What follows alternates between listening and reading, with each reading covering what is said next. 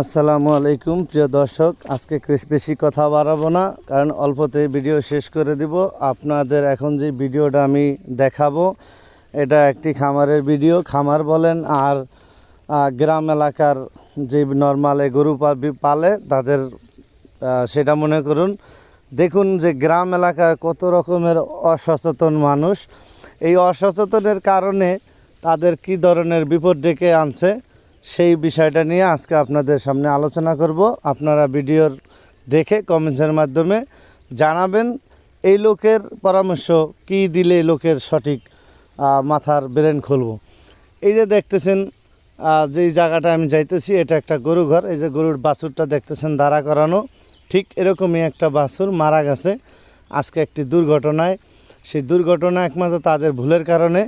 এই যে বাছুরটা আপনাদেরকে এখন আমি দেখাইতেছি, এই বাছুরটা আজকে মারা গেছে ফাঁস গলায় দড়িতে ফাঁস লেগে এই বাছুরটা আজকে মারা গেছে। একমাত্র এই গরু যারা পালে তাদের অসচেতনের কারণে আজকের এই দুর্দশা। এর কারণ হইল দেখতেছেন যে ঘর, এটা আজকের না, এটা অন্তত 20 বছর হবে এই ঘরের পরিস্থিতি। আর এই যে দেখতেছেন জায়গা, দেখেন তো এই জায়গায় গরু পালা কি সম্ভব?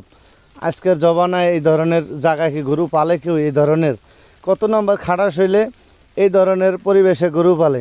তাদের অর্থ সম্পদের অভাব নেই, টাকা পয়সার অভাব নেই, তারাও কিন্তু এখানে একটা ভালো করে শেড নির্মাণ করে গরু পালতে পারতো।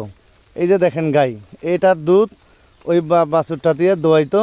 এই দুই গরুতে ওই যে আর একটা গরু দাঁড়ানো দেখতেছেন, এই গরুতে ওই বাছুরটাকে গুতাগুতি করতে যায় বাছুরটা এই গরু ঘরের আড়ালের উপর দিয়ে, মানে বাঁশের উপর দিয়ে পল্লি খায়া পড়িয়া দড়িতে ফাঁস লাগছে।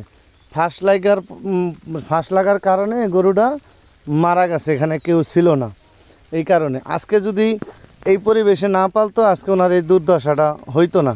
তাদের জায়গা আছে পর্যাপ্ত পরিমাণ, তারপরও তারা এই খামারের পরিবেশ ঠিক করে না, টাকা ইনভেস্ট করে না। এই অবস্থায় তারা গরু পালে, 3টা 4টা 5টা করে গরু পালে।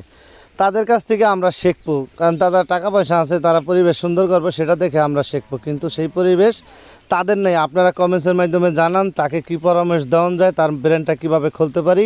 খোদা হাফেজ, আসসালামু।